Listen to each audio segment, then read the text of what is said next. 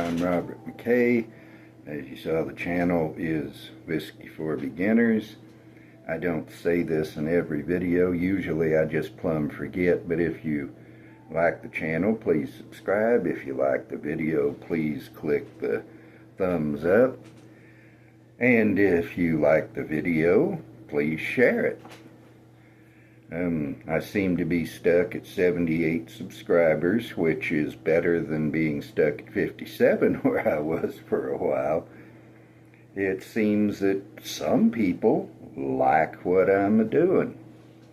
It also seems that there's a whole lot of people who couldn't give a single fly under flip, which is not surprising to me. This is a Sippin' and Talkin' video. And I'm going back through some of the topics that I had done videos on in my old miscellaneous playlist, which was egregiously thoroughly amateur. I deleted that rather than just redo it, because the Sippin' and Talkin' is kind of a miscellaneous deal anyway, but more fun, I think. And what I want to talk about while I'm a-sipping tonight, I say tonight, well, the microwave quit on us tonight. We're going to have to get a new one. When you open the door and you see a little bit of flame, it ain't something you're going to repair, is it? So I can't look at the clock and I can't check it on the phone. It's a phone. Actually, a cell phone these days, a smartphone, is a pocket computer on which you can make phone calls, just as these days you can make phone calls on a laptop or a desktop. And maybe one of these days we'll learn to call them that. But what I want to talk about tonight, I think it's still tonight, I don't believe it's past midnight yet. I'm recording this, by the way, on Saturday, the 27th of December, 2025. When you'll see it, who knows? I sometimes throw the date in there just to see how long it takes.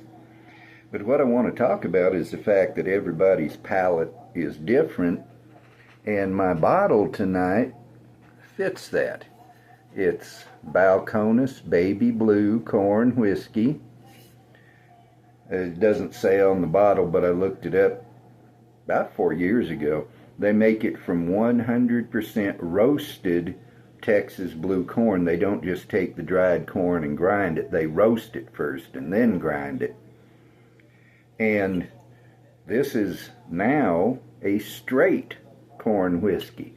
I have a video in my Whiskey Basics playlist which talks about what straight whiskey is. It's an American designation only. And one of the requirements is it has to be at least 2 years old.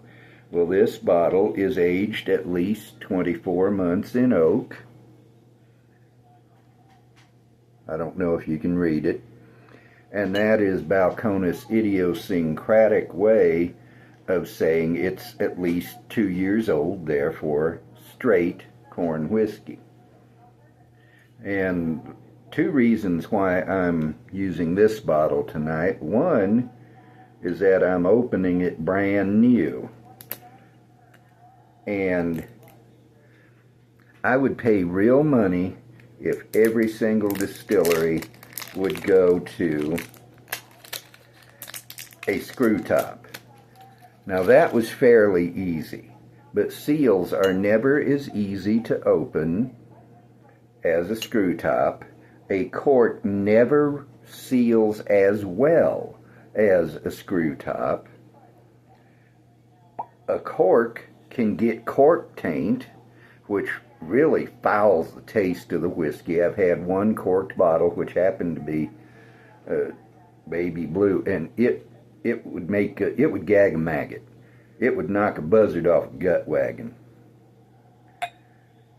Also, corks can break. I have never in all my life, and there's a reason I put it there, and I'm not going by it. I'm so busy talking I can't think. There. I spilled a little bit of it. Alcohol abuse. Let me wipe the bottom of the glass there. I will wipe this thusly. And it's alcohol, it'll dry. This is, by the way, 92 proof. Not enormously high, but it has proof. The other reason that I want to use this bottle is it's from Balcones Distilling, and there are people who will get up in arms with you about Balcones Distilling, and indeed anything from Texas. And not all Texas whiskey tastes the same, just as not all Kentucky whiskey tastes the same. You know, Knob Creek don't taste like Old Granddad, and they're from the same distillery. Now, some people profess to be able to get a nutty note from all Jim Beam whiskey. The two I named are both Jim Beam. I don't. But even so, those people, even if they identify both those two as being Beam juice, will tell you that Knob Creek does not taste exactly like Old Granddad.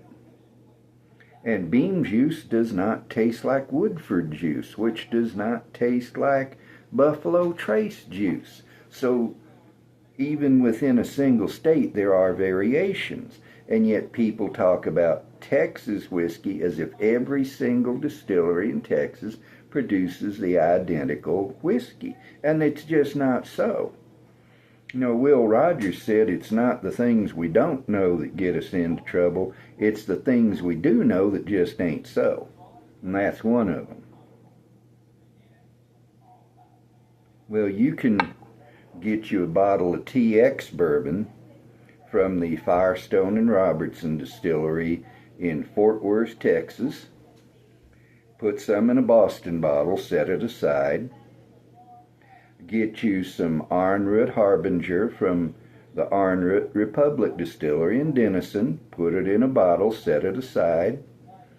If you can find it, I can't find it anymore here in Albuquerque unless I go over to the west side, and I'm not going to do that, not when I don't have a guarantee that it's there.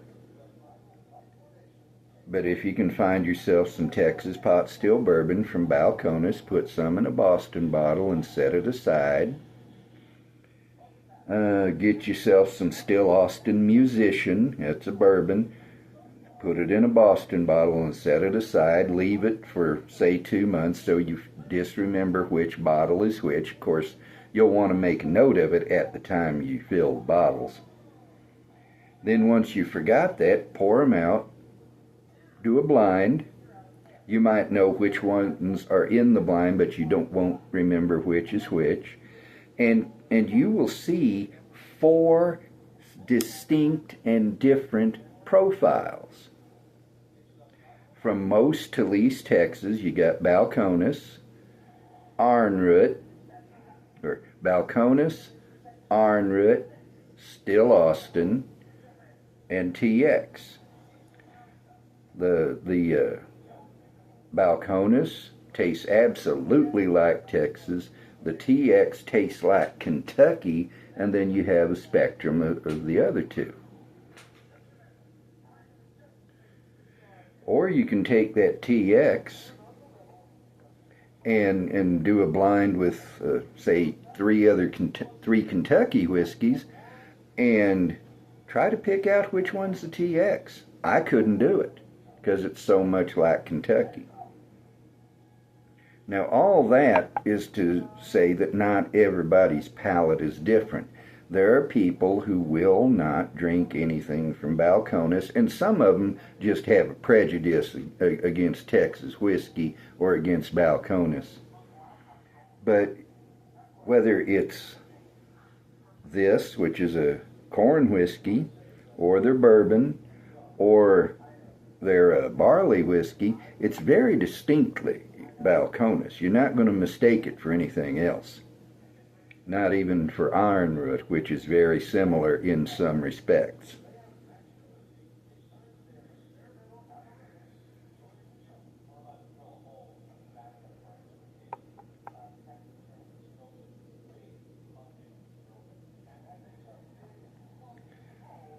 That is 100% corn, as I said.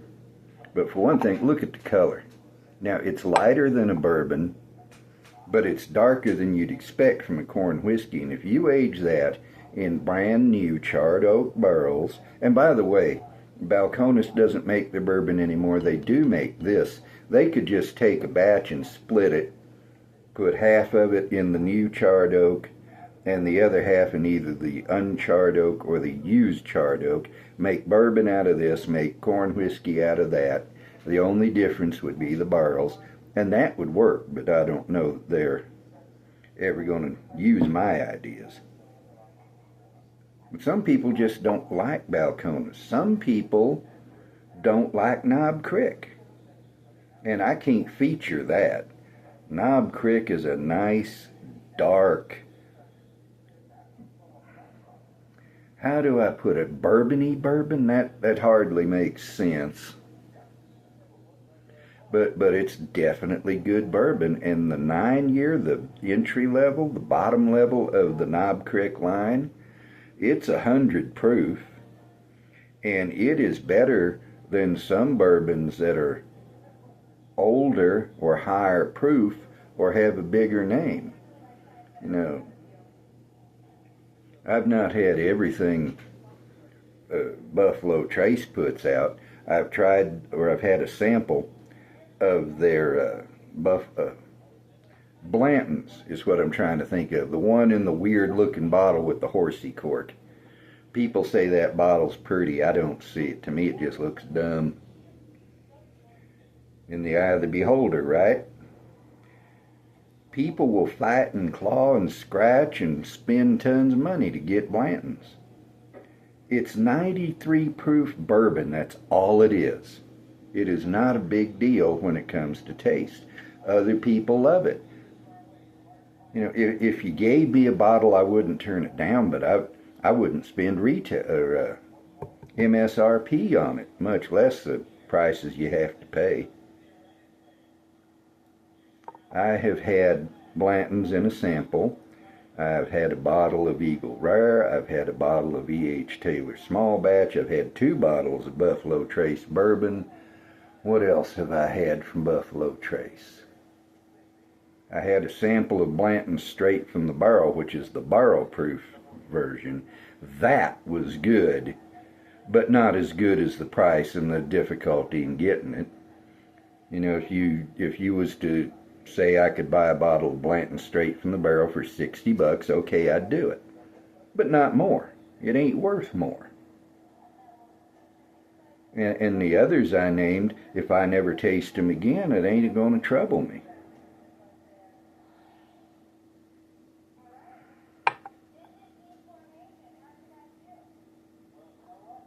And yet there are people who will, again, fight and scratch and claw and pay big money for all of those. And not all of it's FOMO. Some of it is fear of missing out. It's an acronym, FOMO. You know, some of it's FOMO. There are people who, you know, you could make Jack Black allocated and all of a sudden they'd be fighting for it.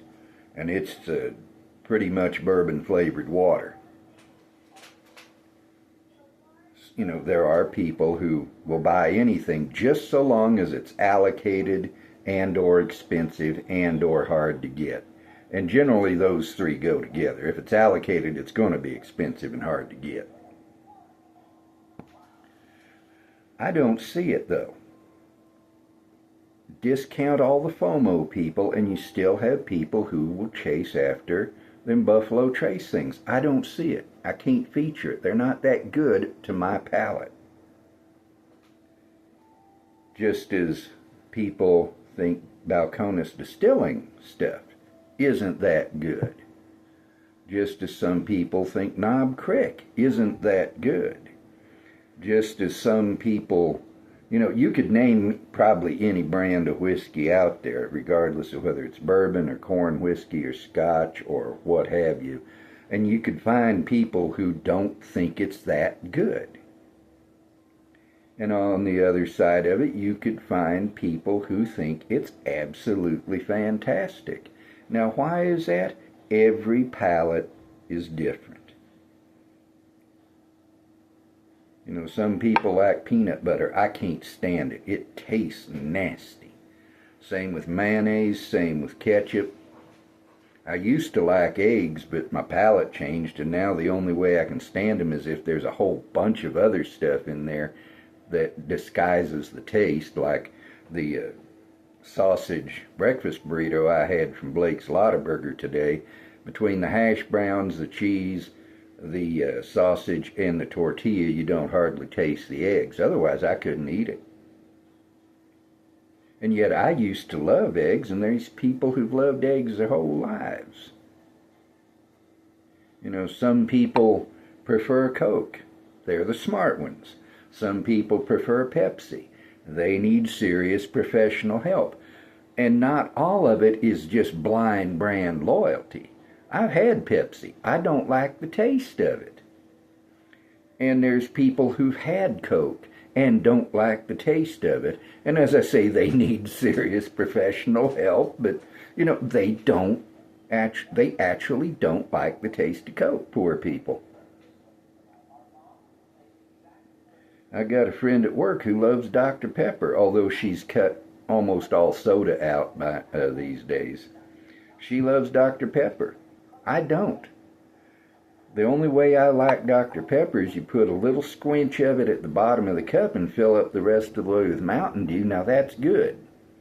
But I don't want to drink Dr. Pepper itself. Everybody has different taste.